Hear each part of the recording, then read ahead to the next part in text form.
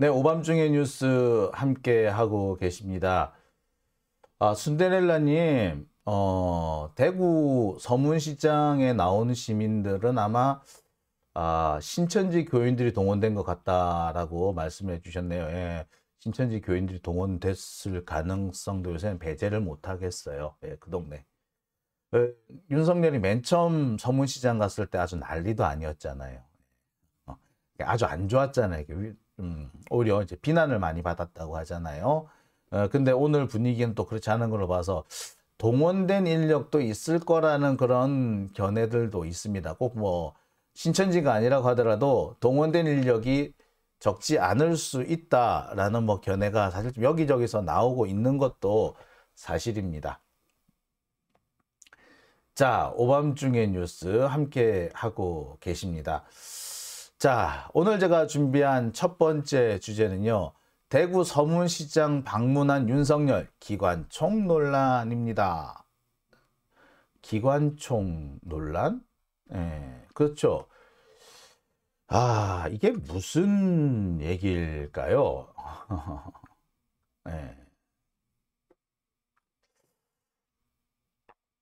자, 사실 대통령 경호를 할 때 보면은 주변에 경호원들이 많이 깔려요. 그러니까 사복 경호원들도 있고요. 정복 경호원들도 있습니다. 그리고 정복 경호원들 중에는 군복을 입은 군인들도 포함이 되어 있어요. 수도방위 사령부의 특경단 특수경호대에서 이걸 맡아서 이렇게 대통령 근접 경호를 합니다. 대통령 근접 경호를 하는 사람들은 권총을 쓰기도 합니다만 기관총, 특히 정확히는 기관단총이에요. K1 기관단총을 씁니다. 자, 그렇기 때문에 이 대통령 주변에서 K1 기관단총을 든 사람은 사실 좀 자주 볼 수 있는 게 사실이에요. 그런데 이번에 대구 서문시장에 가서 유독 윤석열 기관총 논란, 이거 과잉 아니냐라는 논란이 나는 이유를 좀 짚어보고자 합니다. 왕구슬 동작, 경호 인력이 기관총을 들었단 말인가요? 예, 제가 보기에는 그렇게 보입니다.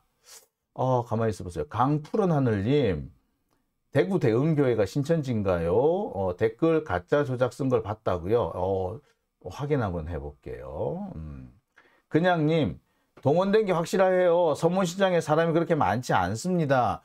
그렇죠. 그 서문시장도 이제 재래시장, 뭐 서문시장뿐만 아니라 재래시장이 다 마찬가지죠.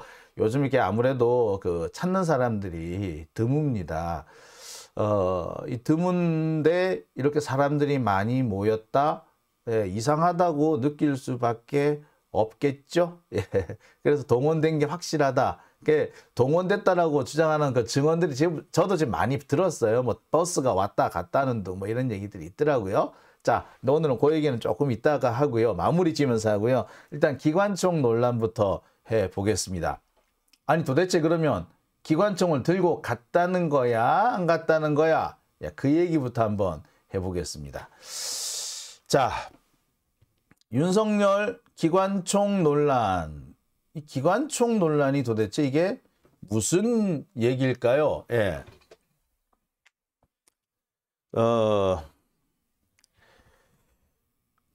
어떤 분은 그렇게 얘기하십니다. 기관총이 왜 논란이 되지? 윤석열이 기관총을 지가 쏜 게 아니고 주변의 경호 인력이 기관총을 들었다? 그럴 수 있는 거 아닌가? 라고 말씀하신 분들이 아마 많으실 거예요. 일단 그 얘기부터 좀 할게요. 기관총 논란. 도대체 그러면 누가 기관총을 들었단 말이냐? 예. 자, 어제부터 페이스북이라든지 SNS에 떠돌고 있는 사진이 있습니다. 대구 서문시장을 방문한 윤석열 주변에 배치된 경호원, 아마 경호원으로 보이는데 기관총을 들고 있더라는 거죠. 자, 이것을 보고 사람들이 이 뭐야? 라고 아니 이렇게 험악할 수가 있나? 라고 이렇게 글을 올리셨어요. 근데 뭐 아시는 분 잘 아실 것이고 오늘 뭐 어떤 분들이 지금 댓글창에서도 말씀해 주시는데 사실 대통령 주변에 기관총 들고 있는 경호원이 있는 건 좀 일상적입니다. 우리가 볼 때는 어휴 뭐야 쟤들 이러고 있지만 그럴 수 있는 모습이에요. 정확하게 말하자면 기관총이 아니라 기관단총입니다. 특수부대에서 사용하고 있는 총기인데요. 왜 기관단총이라고 그러냐? 소총 아니냐? 생긴 건 소총처럼 생겼어요. 근데 소총하고 기관단총하고 어떻게 다르냐? 총알이 틀려요.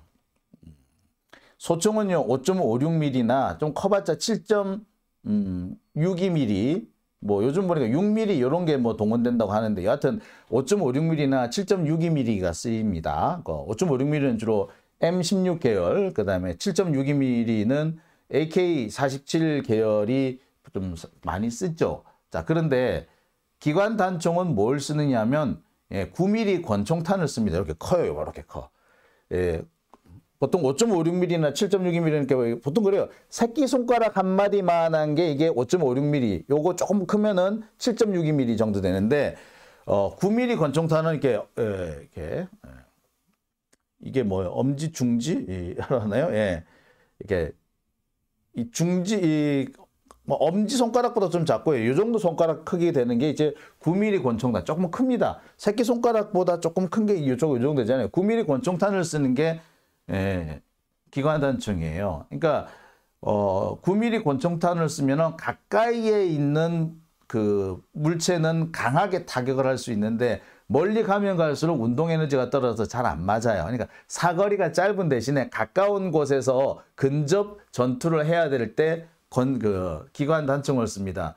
또 5.56mm 소총탄은요 관통력이 좋아서 웬만하면은 뚫고 지나갑니다. 그래서 특히 가까운 거리에서 소총탄을 쓰게 되면요 뚫고 지나가 버려요. 그래서 주변 사람 표적뿐만 아니라 표적 주변에 있는 다른 사람이 다칠 수가 있는데 권총탄 같은 경우에는 운동 에너지가 좋은 반면에 관통력이 좀 약해요. 그러니까 보통 깨져 버리거든요. 이렇게 그 표적에 맞으면 바로 깨져 버립니다. 그래서 관통이 안 되고 표적 살상력이 상당히 좋아요. 가까이 있는 살상력.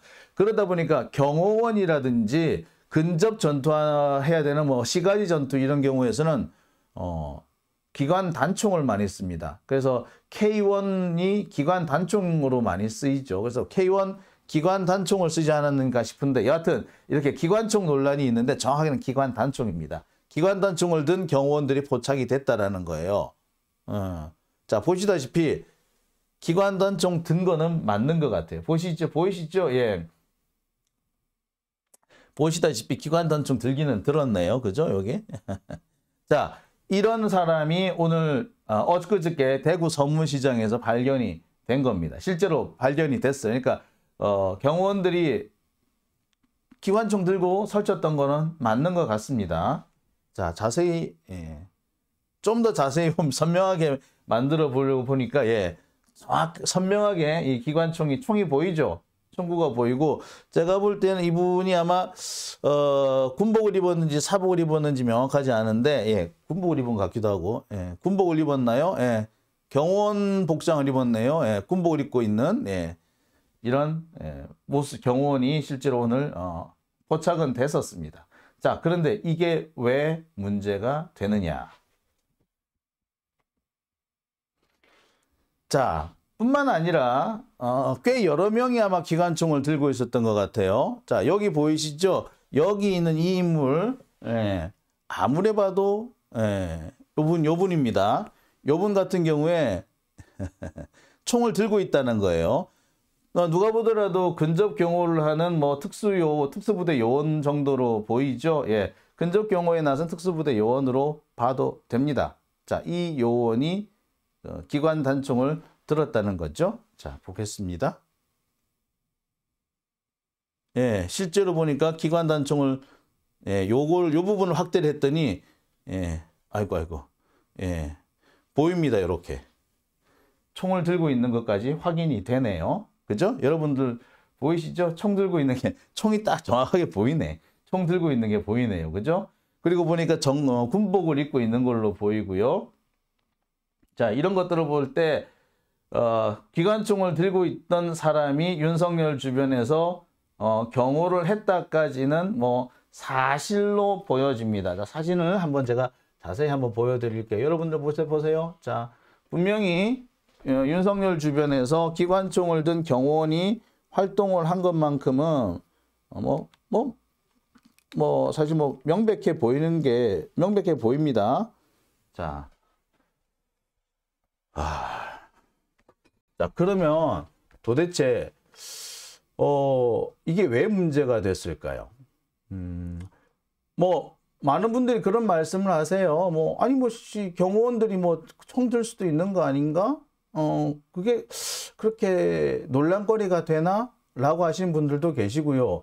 아니 다른 데 가는 게 아니고 국민들 만나러 가는데 저렇게 험악한 기관총을 들고 가는 게 말이 되느냐? 국민들을 이렇게 위협하려고 가느냐? 그렇게 겁나면은 현장 가지 말지. 뭐 이런 얘기도 사실은 좀 있기는 있어요. 좋습니다. 뭐 둘 다 말씀이 맞는 얘기예요. 그러니까 뭐 경호원들이 뭐 기관총을 쓸 수도 있는 거지.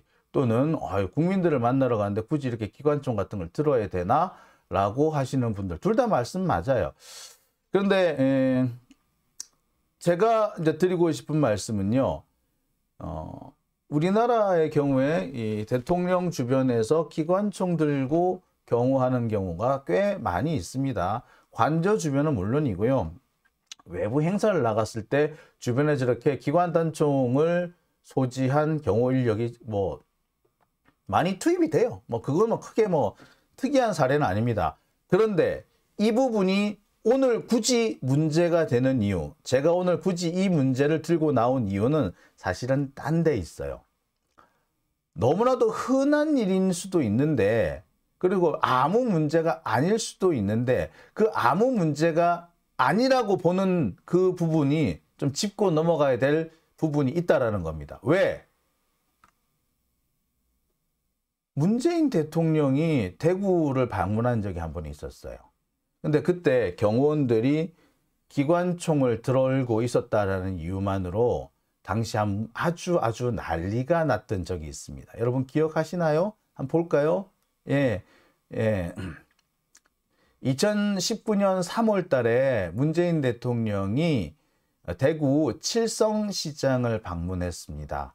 근데 그 일부 경호원들이 기관총, 정확하게는 기관단총을 소지를 하고 있었다라는 이유만으로 그거를 당시 미래한국당 하태경 의원을 비롯한 몇몇 그 꼴통들이 문제를 삼았어요.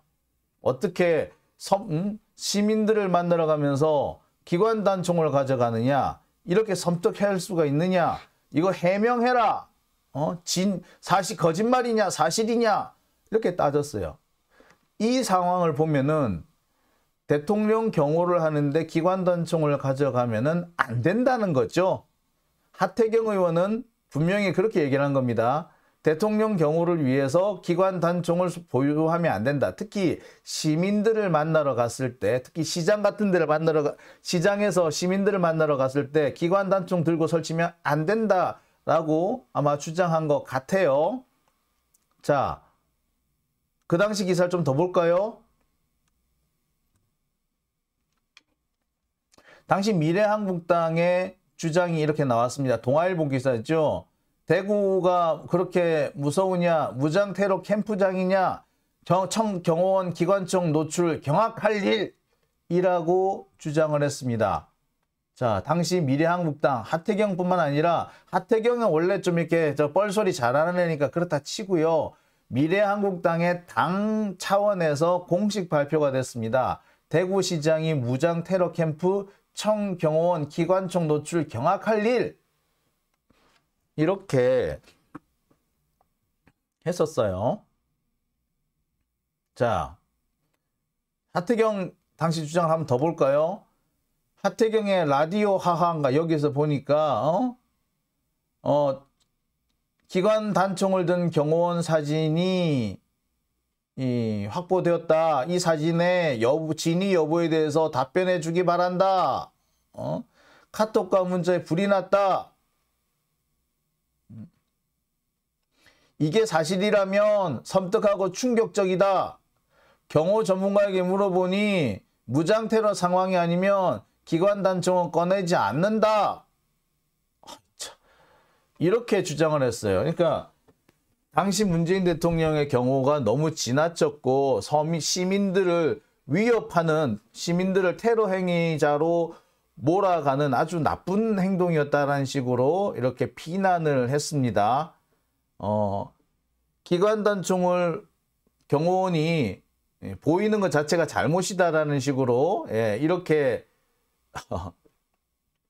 떠들었어요. 하태경뿐만 아니라 당시 미래한국당, 당시 야당, 지금의 국진당에서 이렇게 떠들었어요.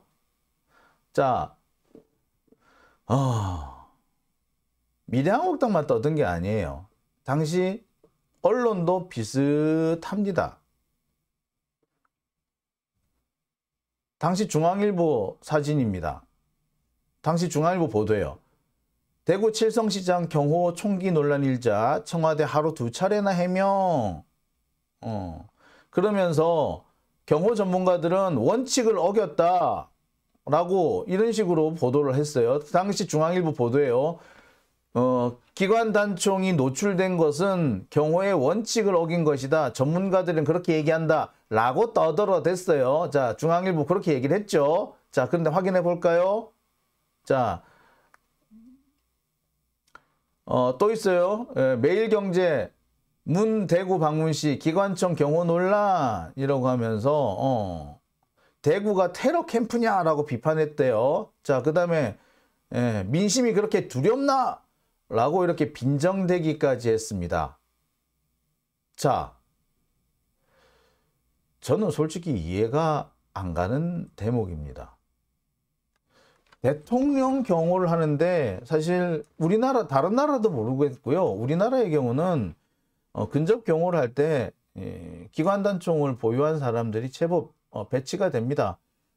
제가 알기로는 한 3개 팀 정도가 근접 특경단 같은 쪽에서 이제 현직 군인이 특경단 소속의 현직 군이니까 수방사 소속일 거예요. 수방사 혹은 특전사, 특전사 30경비단 소속 혹은 수방사 특경단 소속의 근접 경호 인력이 총기를 소유합니다. 그 총기 중에는 기관 단총도 포함이 돼요. 그거는 뭐 특별한 거 아니에요. 그런데 당시 2019년 당시 하태경을 비롯한 중앙일보를 비롯한 그다음에 지금 현재 국진당 얘네들은 그런 경호가 잘못됐다는 식으로 엄청나게 비난을 쏟아부었던 겁니다. 그런데 오늘 윤석열한테도 그런 일이 있었던 거죠. 자, 분명히 똑같은 상황인데 전혀 다른 보도가 진행이 되고 있고요. 언론도 똑같은 상황을 놓고 중앙일보는 전혀 보도를 안 하고 있어요. 지금 기관총 부분에 대해서. 뭐 문제가 없다는 거겠죠. 이런 걸 왜 보도해라는 식인데 그 당시에 경호 원칙을 위반했다라고 하지 않았나요? 가방에서 꺼내지 않아야 될 기관단총을 꺼내서 시민들한테 노출을 시킨 거 이것이 잘못이라고 그 당시 중앙일보 보도하지 않았나요? 하태경 의원 섬뜩하다고 주장하지 않았나요? 경호 원칙을 위반했다고 하지 않았나요? 미래한국당 시민들이 테러 집단이냐라고 비난했었습니다. 근데 똑같은 상황에서 똑같이 대구의 한 시장을 방문한 윤석열이 이렇게 기관총을 들고 설쳤어요. 근데 이거에 대해서는 왜 아무도 말 안 합니까? 뭐 국진당이야 뭐 정치를 하니까 원래 정치인들의 말이라는 게 그때 달라요 라고 뭐 생각을 합시다. 근데 중앙일보는 왜 그래요? 그러니까 욕먹는 거지. 그러니까 기레기 소리 듣는 거 아닙니까? 그러니까 부끄러워하라고 비난받는 거 아닌가요? 그 당시에 경호 원칙을 위반한 것이었다면 이번에도 경호 원칙 위반한 거 아닌가요? 그 당시에 경호 원칙 위반했다고 비난을 할 거였다면 이번에도 비난받아 마땅한 거 아닙니까? 근데 지금은 왜 입 다물고 있죠? 자유한국당이고 하태경이고 원래 그런 놈이야. 원래 그런 놈이고 원래 인간이라기보다는 그래서 원래 그런 인간이지 뭐. 그런 놈이지. 솔직히 뭐 하태경을 참 정상적인 사람으로 본다는 것도 웃기는 거죠. 하태경이 여러분 뭐 아시는 분은 아시겠습니다만 김영환과 함께 유명한 주사파였어요. 우리나라의 주사파라는 것을 만든 사람이 하태경, 김영환이었어요. 뭐 강철, 서신 이런 거 써서 나르고 퍼뜨리고 한 놈들이 그 놈들이거든. 그런데 지들이 주사파 욕을 해서 주사파를 비난하는 걸로 지금 국회의원을 하고 있죠.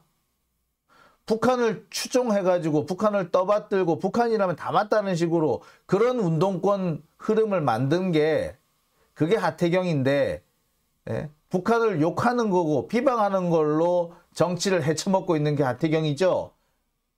그 이상한 새끼 아니야.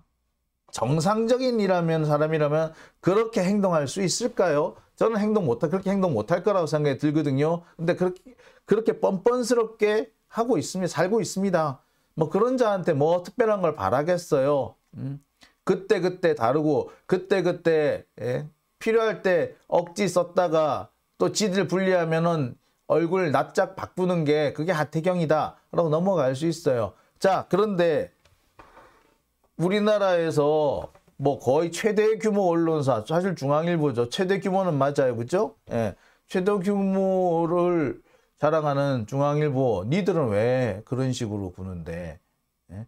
그 당시에 경호원칙을 위반한 거였으면 지금도 경호원칙을 위반한 거 아니야? 왜 문재인 할 때는 그렇게 쌍욕을 퍼붓던 놈들이 이제 와가지고 모른 척 하고 있느냐 말이에요.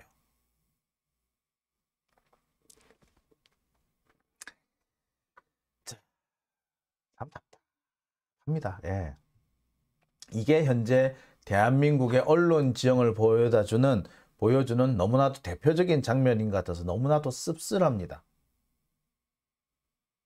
문재인을 욕하기 위해서는 아무 문제도 안 되는 걸 가지고 끌고 와가지고 마치 엄청난 문제가 있는 것인 양 시비를 걸더니 똑같은 일이 다른 정권에서 벌어지니까 아무렇지도 않은 척, 그런 일이 있느냐는 둥 입을 싹 닦아버리고 본척 만척하고 있는 자들. 이게 우리 언론인 거죠. 중앙일보가 JTBC랑 똑같은 놈들이잖아. 그죠? 결국 보면은 우리가 그렇게 열광했던 JTBC 따지고 보면 그놈이었던 거예요. 우리가 속았던 겁니다. 사실. 자,